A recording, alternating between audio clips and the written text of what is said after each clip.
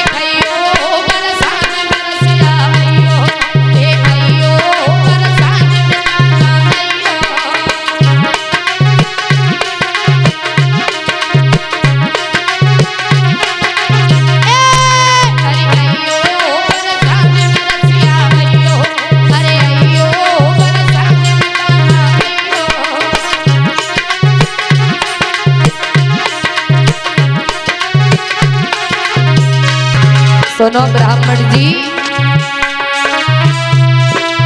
प्रेमी लोग इसी प्रण पे जिया करते हैं, प्रेम के नाम पर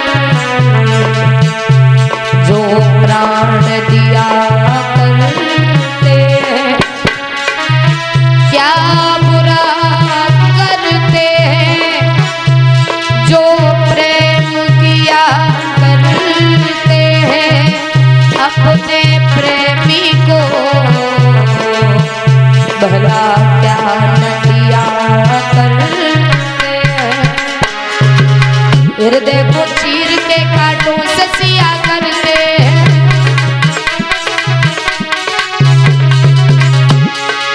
दिल के बाजार में दौलत नहीं देखी जाती, प्रेम हो जाए तो सूरत नहीं देखी जाती, प्रेम हो जाए तो सूरत नहीं देखी जाती।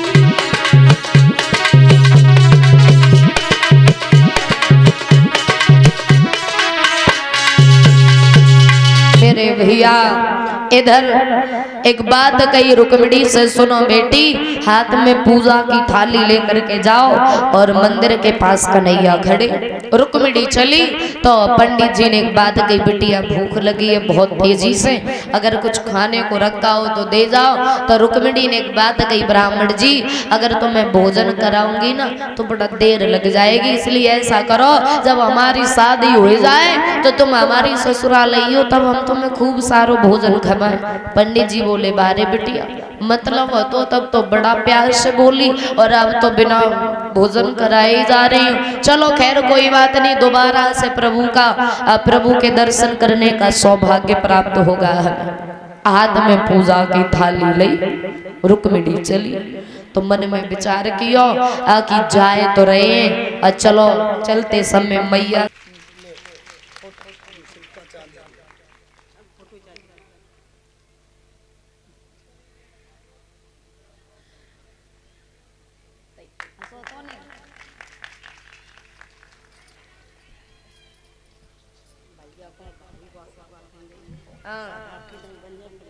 आई बेटे बिल्कुल प्रधान बनई मैया भी ना देखिए।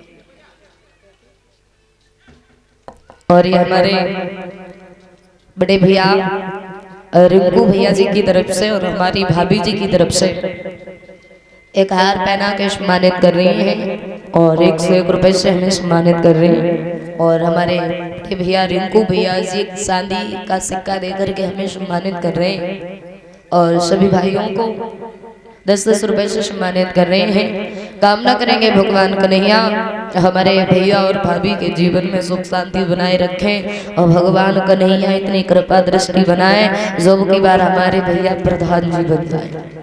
बोलिए कन्हैया लाल की। इधर बोला मोहिनी गुन्नू रेडी हो बोल दो एक बार तब तक आ जाए जल्दी। इधर रुक्मिणी जैसी चली मन में विचार किया कि चलते समय मैया से मिलने, तो मैया के पास में पहुंची रुक्मिणी और जाते जाते मैया से एक बात कही, मैया हमारी शादी कब है? मैया बोली करने बिटिया। ससुराल कब है जाए? बोली परसों चली गई हो। तो रुक्मिणी बोली मैया मन ऐसे कर रोगी तुम्हारे गले से लग के हम खूब रोए काहे कि ना बस रोए ले। मैया बोली बिटिया अबे से न रो काहे कि तुम यहाँ के सूझ जाए ना, अभी न रोना, जब शादी होवे तो खूब रो लियो। तो रुक्मिणी रोने लगी। मैया ने छुपाया बेटी अभी नहीं रोते हैं। तो रुक्मिणी ने एक बात कही कि ऐसा करें क्या कि तब तक हम पूजा करें। रुक्मिणी की माँ बोली बिल्कुल पूजा करो जाओ। अब रुक्मिणी पूजा करने के लिए चली तो रास्ते में रुक मिल गया। रुक्मिणी कहाँ जा रही हो? कहीं नहीं, पूजा करने जा रहे भैया। अकेली जा रही हो? साथ में सखियों को लेकर के जाओ। अब सखियों को साथ में लिया। अब रुक्मिणी मारे झुझुलाएगी, सब से आगे जा रही तो सखियां मनी मन बोली बहना देख ले जय शादी है तासे काऊ से बोल तक न रही है। अब ऐसी तो बात ना काऊ दिन हमारी शादी होगी, एक न एक दिन सबकी होवेगी, लेकिन जागो तो कुछ ज्यादा ही घमंड है। और रुक्मिणी ने पीछे मुड़ के देखो, सखियां बहुत पीछे आती और जैसे ही देखा तो आज रुक्मिणी आगे दौड़ती हुई जा रही हो। जो कन्हैया ने दूर से देखो बोले बारे पंडित जी, अरे हमने तो एक बुलाई उनने तो इतनी भेज दी, अब जा मैं जाए पतो ना रुक्मिणी कौन सी। अब रुक्मिणी मन में विचार करने लगी कहीं ऐसा ना हो कन्हैया हमारे बदले कहू सखी को न ले जा में। तो जो ने हाथ में कंकन बंधो वो हाथ उठाए के बोली काय बहना जे सेना किन की, अजय शिषपाल की है, जे किन की है, जे दंत वक्र की है, जे किन की जे तुम्हारे भैया की है। और जो कन्हैया ने रुक्मिणी को कंकन वालों हाथ देखो समझ गए जय रुक्मिणी है।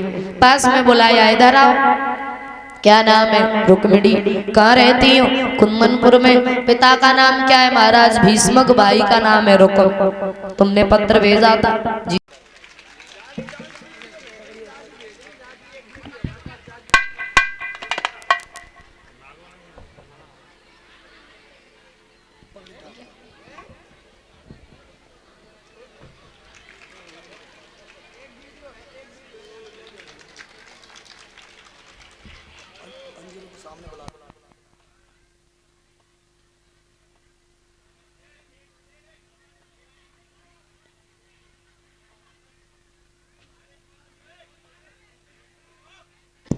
और ये हमारे बड़े भैया अंजुल यादव, और ये एक सहरा और फूलों का हार, एक नोटों का हार पहना के सम्मानित कर रहे हैं और 10-10 रुपए से सभी को सम्मानित कर रहे हैं।